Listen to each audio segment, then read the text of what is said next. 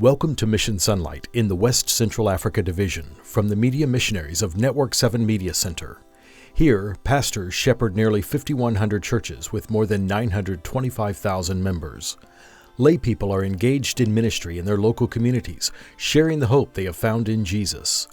Another group that is active with the mission of telling the story of Jesus is Chaplains. Chaplains are trained Adventist pastors whose calling has become more specialized. Throughout the division, they serve in primary school through university-level institutions, the military, police services, prison services, and healthcare facilities. In these settings, chaplains minister to people of all faiths and those of no faith.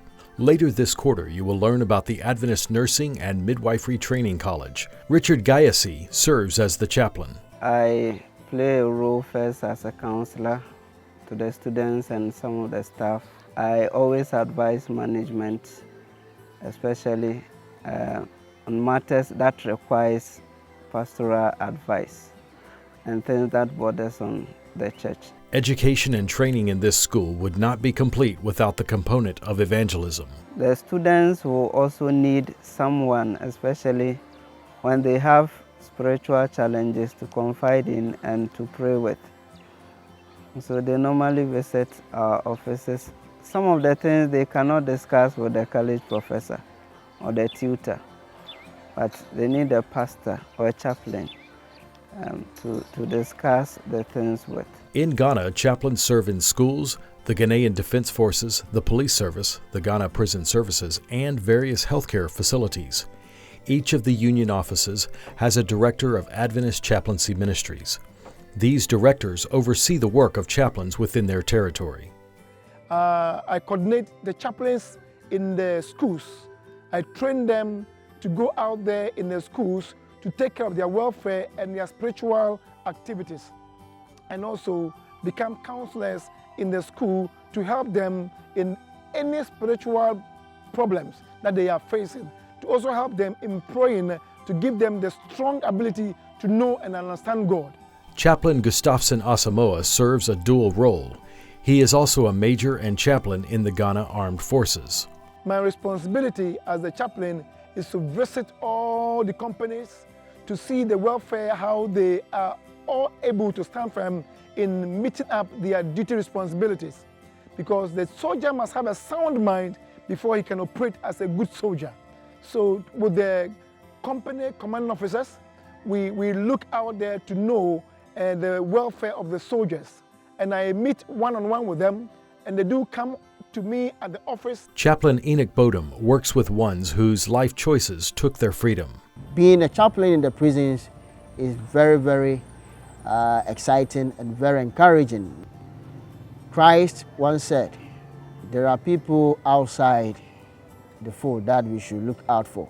There is the need for others to go outside the fold, to minister to people who are depressed, people who have no hope.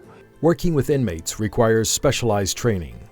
Since the inception of the Ghana Prison Service, I happen to be the first Adventist in the chaplaincy of the Ghana Prison Service. I have been trained as a professional prisons officer. During our training, I was sent to Sunyani to spend about 8 months. We have people there who are condemned prisoners, but here in Bosta is my second place to work as a chaplain in the Ghana Prison Service. Here are juveniles, people under age, between the ages of 13 and 21. They are here and we don't call them prisoners, but we call them minor offenders, because some committed some offenses without knowing the outcome of it. Chaplain Samuel Marfo serves with the Ghana Police Force. I was in the seminary, wanted to become a minister of the gospel. Before I completed our internship, they engaged us and introduced us to chaplaincy.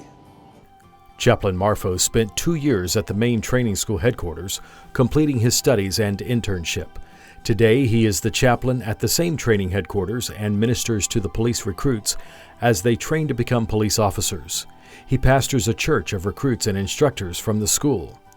As he began his training, Chaplain Marfo learned that many police officers and training recruits don't attend church. They don't go to church because of the nature of the work and the frustration going to duty.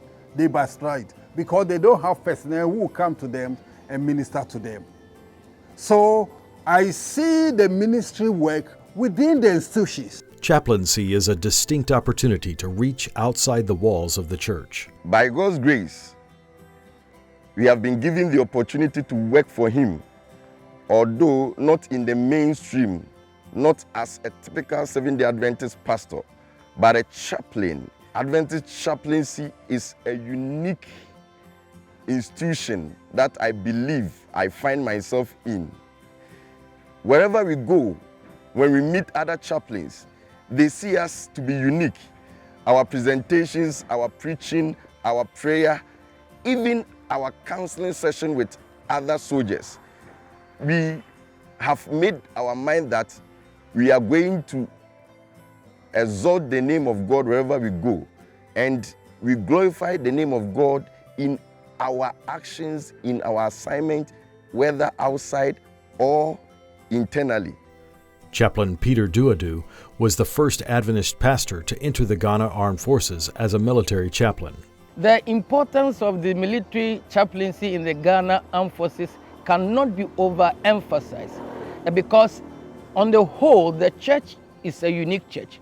And so we coming into the Ghana Armed Forces, we have brought a new uniqueness, the way we conduct ourselves, the way we present the gospel, the way we interact and relate to others. In 2019, Chaplain Duadu deployed to Lebanon and faced challenges that stretched him and the 800 soldiers under his pastoral care. Their deployment became extended when COVID-19 impacted the world. Some were traumatized because they were thinking about their family way back in Ghana. It was a difficult moment. Everybody was worried what was happening. The chaplain, I have to minister to them. I have to encourage them. Some of our soldiers, they had the COVID and they must be quarantined. It was a stressing moment. You need to go and encourage them. You need to tell them that you will not die.